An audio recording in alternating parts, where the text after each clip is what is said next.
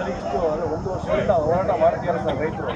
ಕೆಲವು ಪಕ್ಷದವರು ಬಿಜೆಪಿ ಆಗಿರ್ಬೋದು, ಜೆಡಿಎಸ್ ಎಲ್ಲ ಸಾಥ್ ಕೊಟ್ಟಿರೋ ತಾವು ಕೂಡ ಕೊಟ್ಟಿದ್ದಾರೆ. ಒಂದು ಕಡೆ ಸರ್ಕಾರ ಮಳೆ ಮಾಡ್ತೀವಿ ಹೇಳ್ತಾರೆ, ಈ ಕಡೆ ತಾವು ಕೊಡ್ತೀರಾ. ಮತ್ತು ಯೋಜನೆ ನಿಲ್ಲುವಂಥ ಹೇಗೆ ಸರ್? ಹಿಂದಿನ ಹೋರಾಟ ಹೇಗಿತ್ತು ಸರ್? ನೋಡಿ, ಈಗ ಇದು ವಿಧಾನಸಭೆಯಲ್ಲಿ ಚರ್ಚೆ ಆಗೋದು.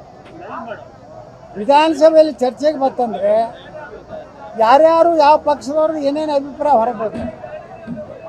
ಇಲ್ಲಿ ಬಂದಾಗ ಹೇಳಿದ್ದಾರೆ ಬಿ ಜೆ ಪಿಯವರು, ಯಾರು 1 ಇಂಚು ನೀವು ಜಮೀನು ಕೊಡಬೇಡ್ರಿ.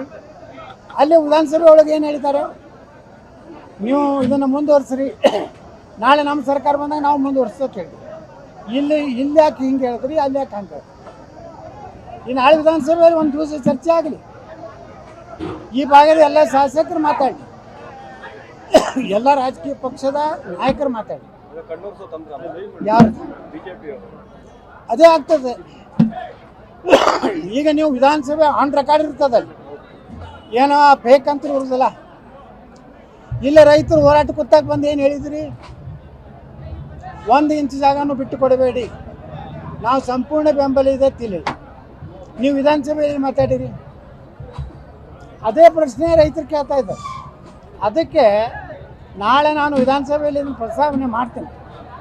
ಅವಾಗ ಡಿ ಕೆ ಶಿವಕುಮಾರ್ ಅವ್ರದ ಉತ್ತರ ಏನಿದೆ, ವಿರೋಧ ಪಕ್ಷಗಳ ಅವರ ಅಭಿಪ್ರಾಯ ಏನಿದೆ, ಕೊನೆಗೆ ಒಂದೇ ಮಾತು ನಾ ಡಿ ಕೆ ಶಿವಕುಮಾರ್ ವಿನಂತಿ ಮಾಡ್ಕೋದು, ರೈತರ ಪರವಾಗಿ ದೊಡ್ಡ ಮನಸ್ಸು ಮಾಡಿ ರೈತರನ್ನ ಅವ್ರ ಜೀವನ ಮಾಡ್ಲಿಕ್ಕೆ ಬಿಡಿ.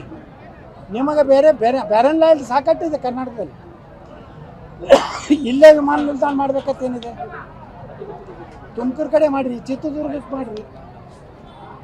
ಭಾಷಣದಲ್ಲಿ ಒಂದು ಪ್ರಸ್ತಾಪ ಮಾಡಿದೆ ಸರ್, ನಾವು ಬರೋಂಥ ಸಂದರ್ಭದಲ್ಲಿ ಹಿರಿಯ ನಾಯಕರು ಕರೆ ಮಾಡಿದ್ರು, ಯಾಕೆ ವೈಯಕ್ತಿಕವಾಗಿ ಯಾರು ಸರ್ ನಾಯಕರು? ಹೆಸರು ಬೇಡ, ಪಾಪ ನಮ್ಮ ಆತ್ಮೀಯ ಗೆಳೆಯರದಾರೆ, ಅವರಿಗೆ ಬೇರೆಯವರು ಹೇಳಿರ್ತಾರೆ, ಅಲ್ಲಿ ಯಾಕೆ ಹೋಗ್ತಾನಪ್ಪ ಯತ್ನಾಳ ಅಂತೇಳಿ.